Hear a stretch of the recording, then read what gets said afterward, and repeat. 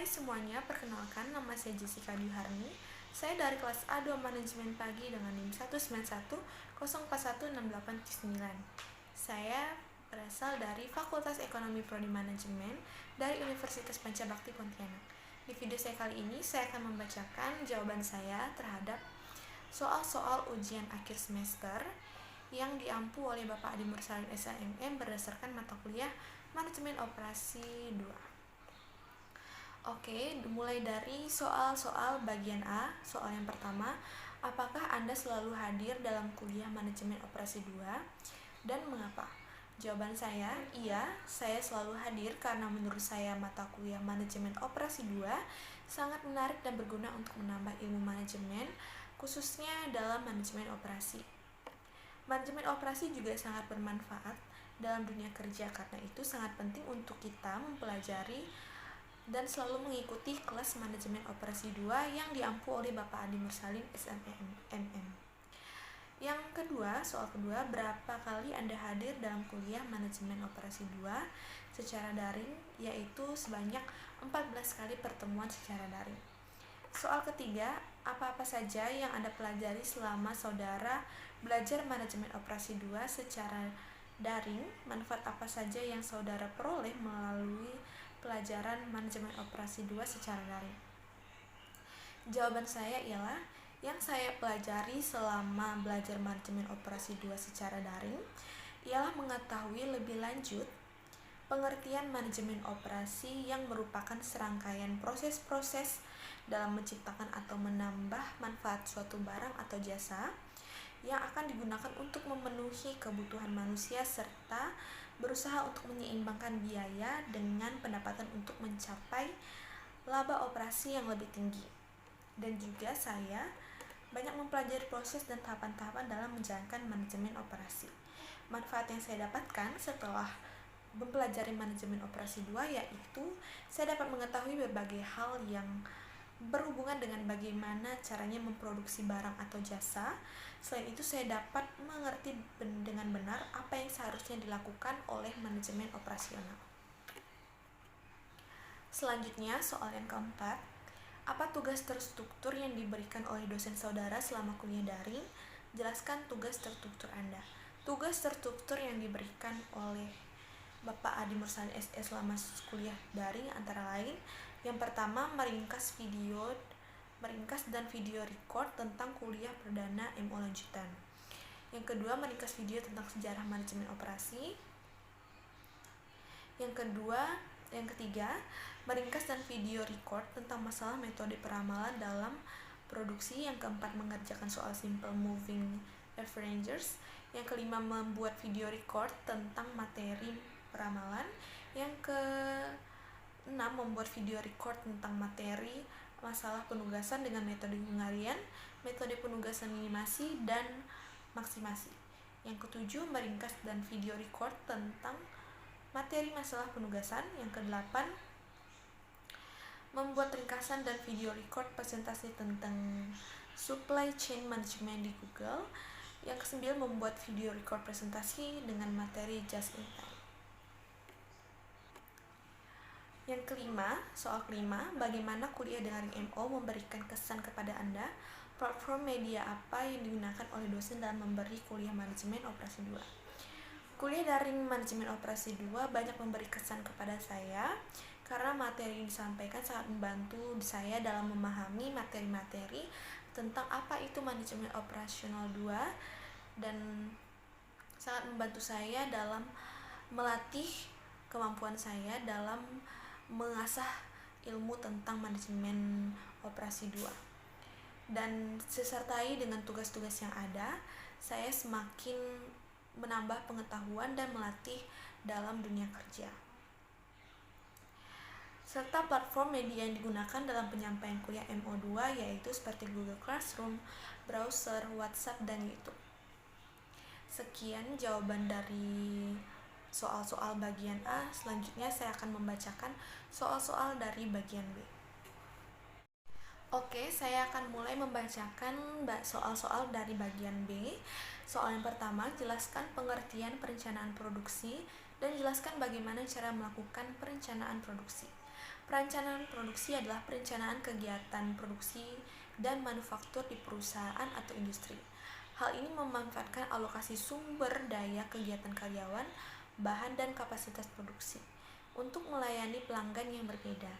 Berbagai jenis metode produksi seperti pembuatan barang tunggal, produksi batch, produksi massal, produksi berkelanjutan, dan lain-lain memiliki perencanaan sendiri. Perencanaan ini dapat dikomunikasikan dengan kontrol produksi atau dapat dikomunikasikan dengan perencanaan sumber daya perusahaan. Cara melakukan perencanaan produksi yang pertama, routing atau penyusunan alur adalah langkah pertama dalam perencanaan dan kontrol produksi. Routing dapat juga didefinisikan sebagai proses menentukan jalur atau rute pekerjaan dan urutan operasi. Yang kedua, scheduling atau penjadwalan adalah langkah kedua dalam perencanaan dan kontrol produksi muncul setelah routing. Penjadwalan berarti yang pertama, perbaiki jumlah pekerjaan yang harus dilakukan. Yang kedua, atur operasi pabrik yang berbeda sesuai dengan prioritas. Yang ketiga, atur waktu kapan mulai dan selesai, juga tanggal dan waktu untuk setiap operasi. Yang ketiga, dispatching atau penugasan adalah langkah ketiga dalam perencanaan dan pengendalian produksi. Ini adalah tahap tindakan atau implementasi muncul setelah routing dan scheduling. Yang keempat, follow up, yaitu penilaian ulang, adalah langkah terakhir dalam perencanaan dan pengendalian produksi. Ini adalah perangkat pengendali dan berkaitan dengan evaluasi hasil. Yang kedua, soal kedua, apa yang dimaksud dengan just in time dan apa keuntungan just in time diterapkan oleh perusahaan? Just in time adalah suatu sistem memuaskan pada eliminasi aktivitas perusahaan dengan cara memproduksi produk sesuai dengan permintaan dan konsumen dan hanya membeli bahan sesuai dengan kebutuhan produksi. Keuntungan menerapkan just in time di perusahaan ialah yang pertama, seluruh sistem yang ada di dalam perusahaan lebih efisien. Yang kedua, pabrik mengeluarkan lebih sedikit untuk mempekerjakan para stafnya. Yang ketiga, barang produksi tidak harus selalu dicek, disimpan atau diretur kembali. Yang keempat, kertas kerja dapat lebih simpel. Yang kelima, penghematan yang dilakukan dapat digunakan untuk mendapatkan profit yang lebih tinggi. Selanjutnya, soal yang ketiga, perusahaan ABC memproduksi suatu produk yang akan mengirimkan hasil produksinya kepada 3 konsumen, di mana perusahaan tersebut memiliki 3 pabrik yang bertempat di pabrik A, pabrik B, dan pabrik C dengan tujuan kebutuhan konsumen adalah Cilegon, Serang, dan Pandeglang. Berikut ini merupakan masing-masing kapasitas pabrik secara berurutan sebesar 90,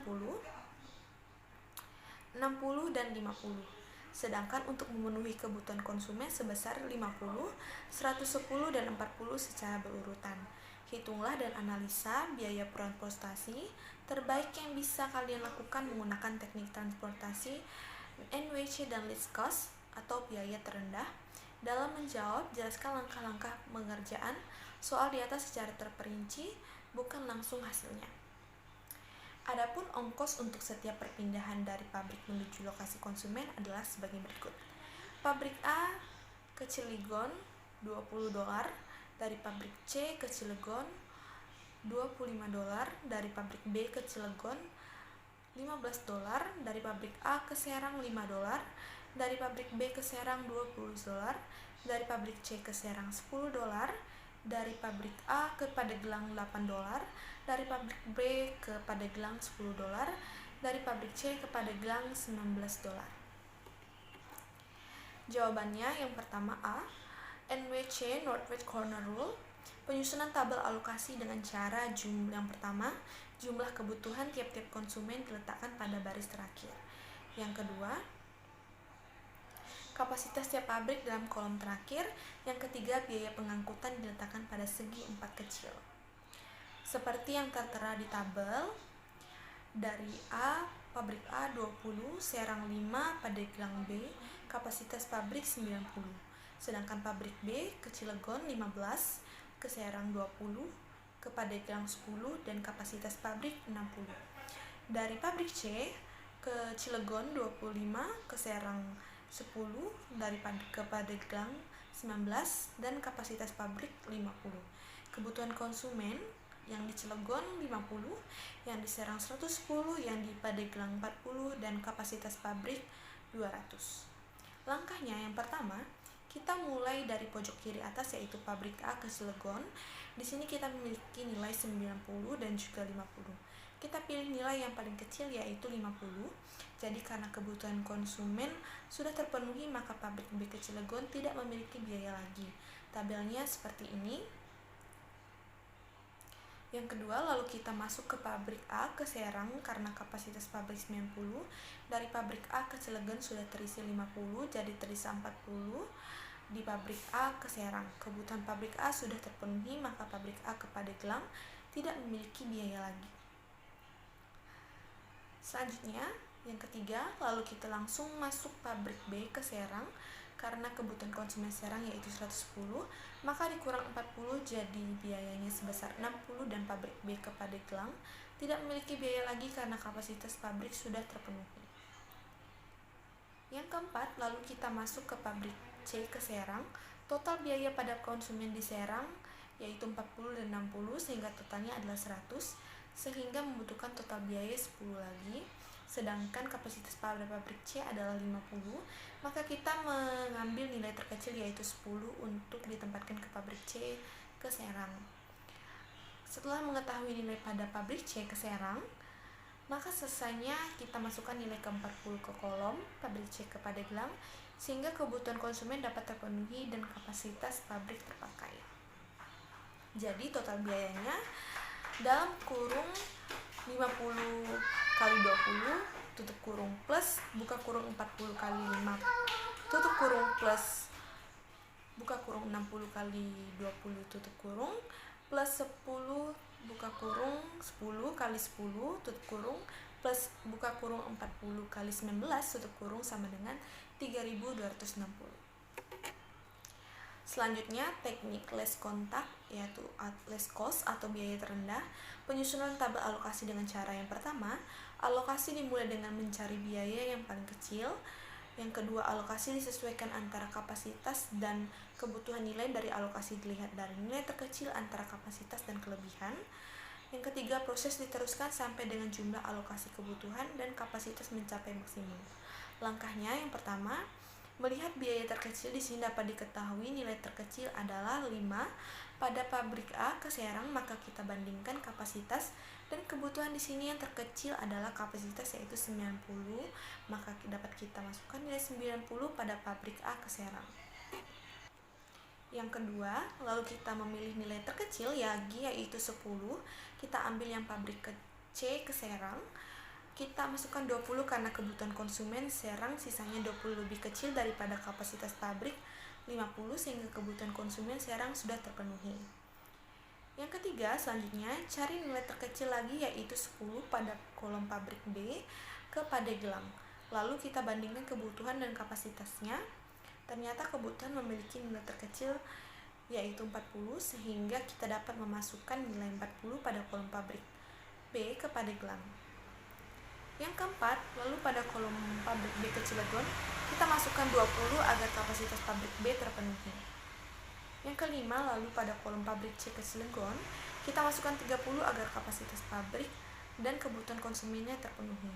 Jadi total biayanya buka kurung 90 kali 5 tutup kurung ditambah 2 buka kurung 20 kali 15 tutup kurung ditambah buka kurung 40 kali 10 tutup kurung ditambah buka kurung 30 kali 25 tutup kurung ditambah buka kurung 20 kali 10 tutup kurung sama dengan 2100. Oke, sekian dari soal-soal bagian B. Saya akan melanjutkan ke soal-soal bagian C. Oke, selanjutnya kita akan lanjut ke soal-soal bagian C. Bagian C berkenaan dengan video-video yang berkenaan dengan manajemen operasi 2. Setelah mahasiswa menonton video-video manajemen operasi 2 ini, mahasiswa diminta untuk menjelaskan judul video yang ditonton dan makna judul video tersebut menurut versi mahasiswa. Teori-teori yang dijelaskan oleh pembicara dalam video tersebut dan manfaat dan wawasan yang diperoleh setelah menonton video-video manajemen operasi 2 yang mahasiswa tonton. Silakan buka link video ini. Video pertama yaitu judul video. Judul video yaitu materi just in time, dan makna dari judul video ini adalah untuk memaparkan dan menjelaskan tentang sistem produksi tepat waktu yang diperlukan perusahaan agar dalam menjalankan bisnis dapat berjalan secara baik dengan bermanfaatkan waktu serta strategi sebaik-baiknya. Dan just in time ini judulnya untuk menjelaskan kepada kita juga untuk penghematan waktu dan memperkecil skala produksi. Oke, materi yang dijelaskan di dalam video tersebut ialah yang pertama, pengertian dari just in time, yang kedua, perbedaan just in time dan konvensional, yang ketiga, manfaat just in time, yang keempat, prinsip dalam just in time, yang kelima, asal dan sejarah just in time, yang keenam, kunci utama just in time. Yang ketiga, manfaat dan wawasannya. Manfaat adalah memperoleh gambaran mengenai model just in time sehingga dapat mengerti bagaimana tahap, sejarah, dan apa saja yang terkandung dalam materi just in time. Wawasan yang saya dapat ialah saya dapat mengetahui lebih dalam asal dan sejarah yang ditemukannya just in time oleh filosofi manajemen yang berakar di Jepang pada dekade 1970-an. Di industri manufaktur Jepang, untuk pertama kali just in time dikembangkan dan disempurnakan oleh Toyota Motor Manufacturing oleh Taiichi Onho, serta mengetahui perbedaan mengenai just in time dan konvensional. Selanjutnya yang B, video kedua, judul video yaitu metode transportasi NWC Northwest Corner, Let's Coast and VEM Vogel Experiments Method. Makna dari judul video ini adalah untuk menjelaskan tentang metode transportasi yang merupakan suatu metode yang digunakan untuk mengatur distribusi dan sumber yang menyediakan produk yang sama ke berbagai tempat, tujuan secara optimal dengan biaya yang murah. Teori-teori yang dijelaskan ialah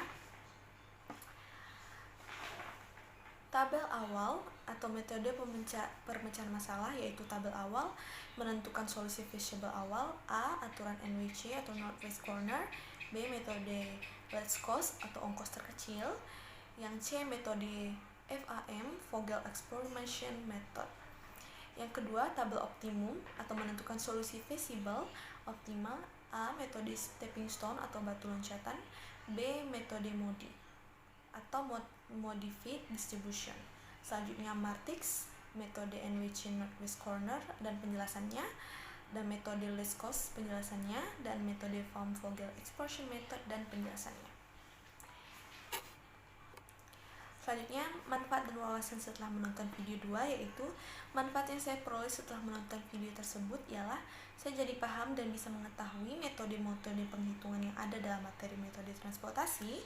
Wawasan yang saya dapatkan ialah saya dapat memahami apa itu metode NWC serta secara penjelasannya, metode Let's Cost dan metode VAM dan serta penjelasannya, dan memahami bahwa metode-metode ini berbeda dan saling berurutan. Oke, sekian jawaban-jawaban saya terhadap ujian akhir semester berdasarkan mata kuliah manajemen operasi 2. Sekian dan terima kasih.